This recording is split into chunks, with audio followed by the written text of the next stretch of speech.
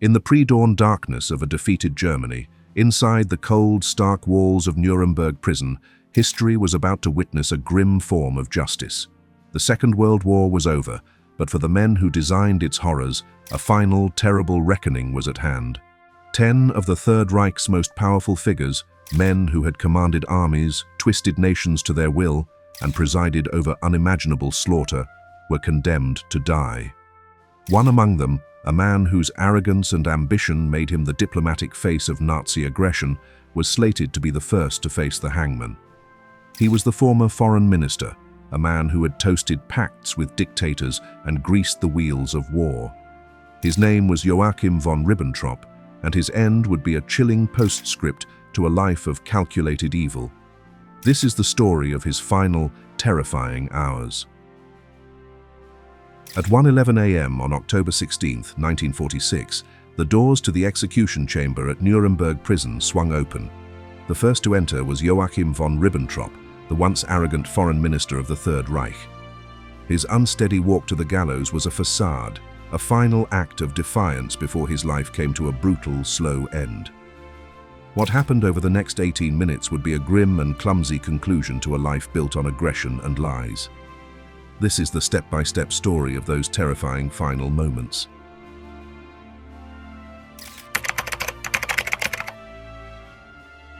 Before he was the architect of the pact that unleashed war on Europe, Joachim von Ribbentrop was a man of ambition, but not much substance.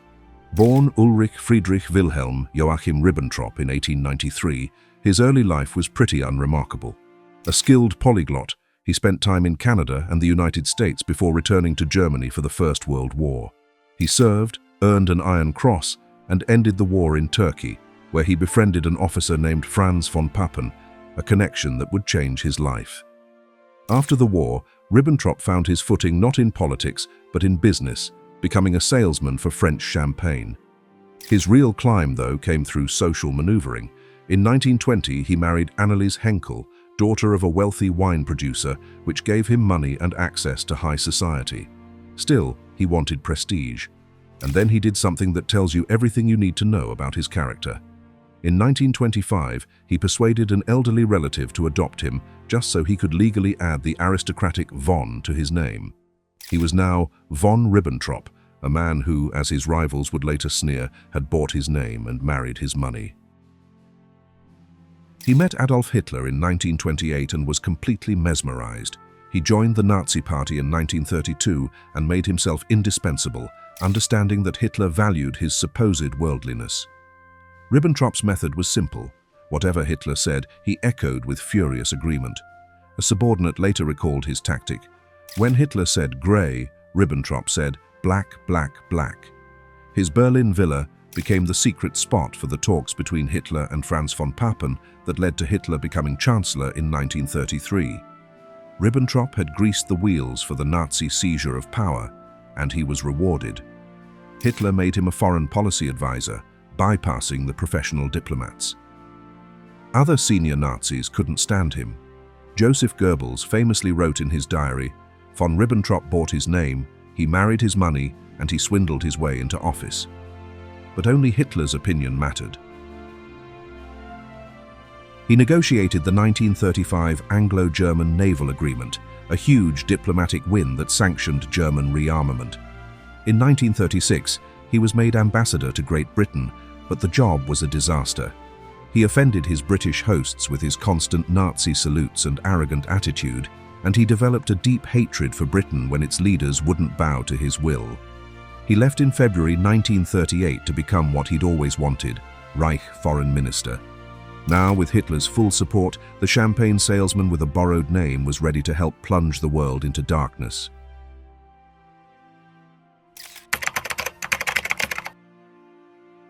As foreign minister, Joachim von Ribbentrop wasn't just following orders. He was an eager and active architect of the war. His job became a masterclass in aggressive diplomacy, defined by threats, broken treaties, and cynical manipulation. He was, as the Nuremberg prosecution put it, a central figure in the conspiracy against peace. His first major act was helping to orchestrate the Anschluss, the annexation of Austria, in March 1938. He stood by as Hitler threatened invasion, then lied to the British government, claiming Germany had issued no ultimatum. Next came Czechoslovakia. Throughout 1938, Ribbentrop directed Sudeten German leaders to keep tensions high, creating the perfect pretext for German intervention. The climax of his diplomatic career and his most infamous achievement was the German-Soviet Non-Aggression Pact, signed in Moscow on August 23, 1939. Known as the Molotov-Ribbentrop Pact, this cynical deal between ideological enemies included a secret protocol that carved up Poland and the rest of Eastern Europe. It gave Hitler the green light to invade Poland without having to worry about a two-front war. For Ribbentrop, this was his moment of triumph.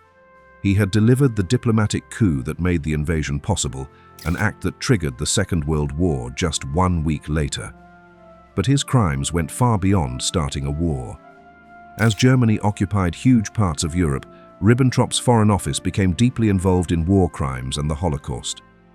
While not one of the original fanatical anti-Semites of the party, he became a devoted enforcer of the final solution to stay in Hitler's favor. The Nuremberg Tribunal found his role undeniable. His ministry oversaw policies in occupied lands like Denmark and Vichy France. Most damningly, he used the German Foreign Service to speed up the genocide of Europe's Jews. In September 1942, Ribbentrop ordered German diplomats in satellite states to accelerate deportations to the death camps. He personally complained to Benito Mussolini about how slowly Jews were being deported from Italian-occupied France. Evidence at Nuremberg revealed a chilling April 1943 meeting between Hitler, Ribbentrop, and the Hungarian regent, Miklos Horthy. Ribbentrop told Horthy directly that Hungary's Jews must either be exterminated or taken to concentration camps. At that same meeting, Hitler compared Jews to tuberculosis bacilli, saying that if they didn't work, they should be shot. Ribbentrop wasn't just a bystander. He was an advocate, using his diplomatic power to pressure other nations into handing over their Jewish citizens for mass murder. The path that led him to the defendant's dock at Nuremberg was paved with deceit, aggression, and the blood of millions.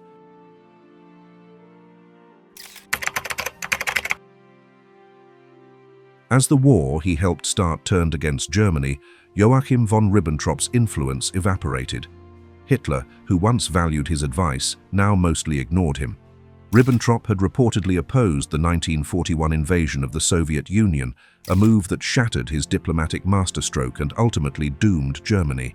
He had tied his fate to Hitler's, and as the Führer retreated into delusion, Ribbentrop became a minister in name only. When the Third Reich finally collapsed in May 1945, its leaders scattered. Ribbentrop went into hiding on April 30th, the same day Hitler committed suicide. He sought refuge with a wine merchant in Hamburg he'd known for decades, but was refused. The man who once negotiated with world leaders couldn't find a single friend to take him in. Alone and desperate, he checked into a small Hamburg boarding house under the name Herr Reiser. He lived there for 6 weeks, completely unrecognized. Meanwhile, British intelligence was closing in. The trail eventually led them to the wine merchant, who, under interrogation, gave up Ribbentrop's location.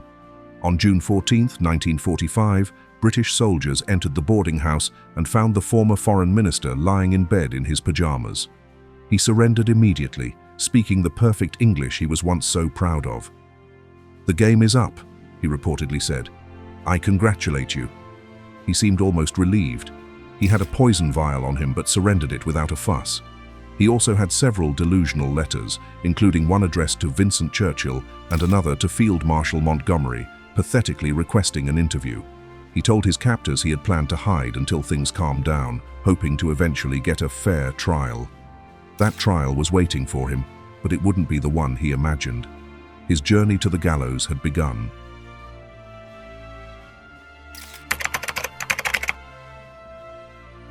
In the courtroom of the Nuremberg Palace of Justice, Joachim von Ribbentrop looked like a pathetic figure. Stripped of his titles and tailored uniforms, he sat in the dock, frail and broken. The arrogance was gone, replaced by a nervous energy. Court psychiatrists noted he seemed unable to grasp the scale of his crimes, living in a state of egocentric denial. He was indicted on all 4 counts: conspiracy to commit crimes against peace, planning and waging wars of aggression, war crimes, and crimes against humanity. When asked for his plea, he declared firmly, "I declare myself in the sense of the indictment not guilty." His entire defense boiled down to one strategy: blame the dead guy. He painted himself as a loyal diplomat who just carried out Hitler's orders, claiming he had always worked for peace. But the prosecution systematically destroyed this defense. They presented document after document with his signature, from the pacts that started the war to the directives that accelerated the final solution. The tribunal grew tired of his long, rambling speeches, repeatedly telling him to stick to the facts. Sir David Maxwell Fyfe, for the British prosecution, argued that Ribbentrop must have known what was going on in the country and in the camps. The evidence of his role in pressuring allies to deport their Jews was simply irrefutable. On October 1st, 1946, the verdicts were read. For Ribbentrop, there was no surprise. Guilty, guilty, guilty, guilty, on all 4 counts. The court found he was an active and willing participant from the very beginning. When the sentence was pronounced, death by hanging, his face went pale. His life, built on lies and ambition, would end at the end of a rope. History would not, as he had hoped, judge him any other way.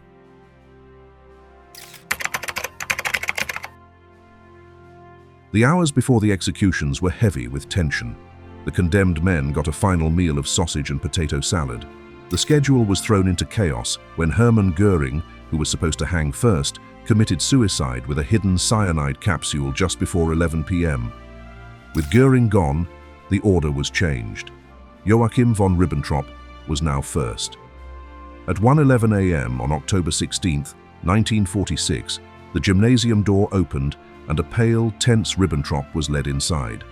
Flanked by 2 American MPs, he walked toward the first of 3 wooden gallows. His hands were bound behind him with a leather thong. Though his walk was unsteady, he climbed the 13 steps to the platform without help. There, he met the executioner, Master Sergeant John C. Woods. A belt was strapped around Ribbentrop's ankles. The commandant asked for his name, which he answered loudly. Then, he was asked for any last words. With a final flash of the old arrogance, his voice was firm. "God protect Germany," he declared. "God have mercy on my soul. My last wish is that Germany should recover her unity and that for the sake of peace there should be an understanding between East and West. I wish peace to the world." He then turned to the prison's Lutheran chaplain and whispered, "I'll see you again." A black hood was pulled over his head. At 1:16 a.m., Sergeant Woods pulled the lever. The trapdoor crashed open and Ribbentrop plunged into the space below. But this wasn't the quick, clean death intended. Woods used the American standard drop method with a shorter rope, a miscalculation that ensured slow strangulation instead of a broken neck.